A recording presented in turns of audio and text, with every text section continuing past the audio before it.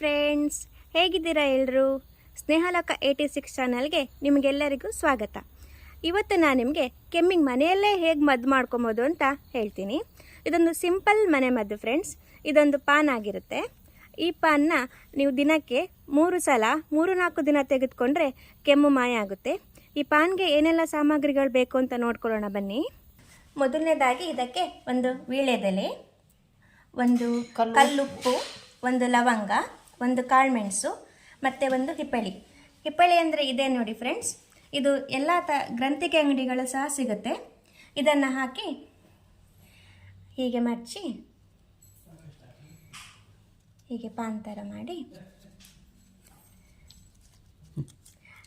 ಹೀಗೆ ಇದು ಮಾಡಿ ಬಾಯಲ್ಲಿ ಇಟ್ಕೊಂಡು ಜಗಿಬೇಕು ಫ್ರೆಂಡ್ಸ್. ದಿನಕ್ಕೆ 3 ಸಲ ದಿನಕ್ಕೆ 3 ಸಲ ಜಗ್ದು ಹೀಗೆ ರಸನ ಕುಡಿಬೇಕು. ಈ ಥರ ನೀವು 3 ದಿನಕ್ಕೆ 3 ಸಾರಿ ತೆಗೆದುಕೊಳ್ಬೇಕು. ಇದು ಬೆಳಗಿನ ಜಾವದಲ್ಲಿ ಬರುವ ಕೆಮ್ಮಿಗೆ ತುಂಬ ಅದ್ಭುತವಾದ ಮನೆಮದ್ದಾಗಿದೆ ಫ್ರೆಂಡ್ಸ್. ಈ ಮದ್ದನ್ನು ನೀವು ಮಕ್ಕಳಿಗೂ ಸಹ ಕೊಡ್ಬೋದು. ಮಕ್ಕಳಿಗೆ ಈ ಥರ ಪಾನ್ ಮಾಡಿ ಇದನ್ನು ಜಜ್ಜಿ ಆ ಜಜ್ಜಿದ ರಸಕ್ಕೆ ಸ್ವಲ್ಪ ಜೇನುತುಪ್ಪ ಮಿಶ್ರಣ ಮಾಡಿ ಕುಡಿಸ್ಬೋದು ಫ್ರೆಂಡ್ಸ್.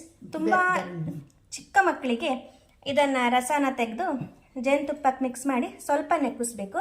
ಆದರೆ ಪ್ರಮಾಣ ಸ್ವಲ್ಪ ಕಮ್ಮಿ ಇರಬೇಕು. ಈ ಮನೆಮದ್ದು ನಮ್ಮ ವಂಶ ಪಾರಂಪರ್ಯದಿಂದ ನಮ್ಮ ಅಜ್ಜನಿಂದ ಬಂದಂತಹ ಮನೆಮದ್ದಾಗಿದೆ.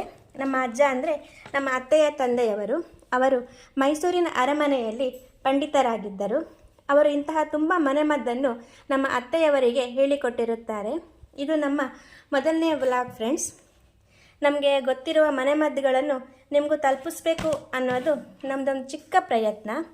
ಇದರಿಂದ ಕೆಲವೊಬ್ಬರಿಗೆ ಉಪಯೋಗ ಆಗಬೇಕು ಅನ್ನೋದು ನನ್ನ ಮತ್ತು ನನ್ನ ಪ್ರೀತಿಯ ಅತ್ತೆಯವರ ಆಶಯ ಫ್ರೆಂಡ್ಸ್. ಅದಕ್ಕೆ ಇನ್ನು ತುಂಬ ಈ ಥರ ಮನೆಮದ್ದನ್ನು ನಿಮಗೆ ತಲುಪಿಸ್ಬೇಕು. ನಮ್ಮ ಪ್ರಯತ್ನ ನಿಮಗೆ ಇಷ್ಟವಾಗಿದ್ದರೆ ಪ್ಲೀಸ್ ನಮ್ಮ ಚಾನಲ್ ಸ್ನೇಹಲೋಕ 86 ಅನ್ನು ಸಬ್ಸ್ಕ್ರೈಬ್ ಮಾಡಿ, ಶೇರ್ ಮಾಡಿ ಫ್ರೆಂಡ್ಸ್. ಇದೊಂದು ಮನೆಮದ್ದು ತುಂಬ ಅದ್ಭುತವಾಗಿದೆ. ಇಂತಹ ಮತ್ತೊಂದು ಮನೆಮದ್ದಿನೊಂದಿಗೆ ಮತ್ತೆ ಸಿಗೋಣ ಫ್ರೆಂಡ್ಸ್. ನಮಸ್ಕಾರ, ಬಾಯ್ ಫ್ರೆಂಡ್ಸ್.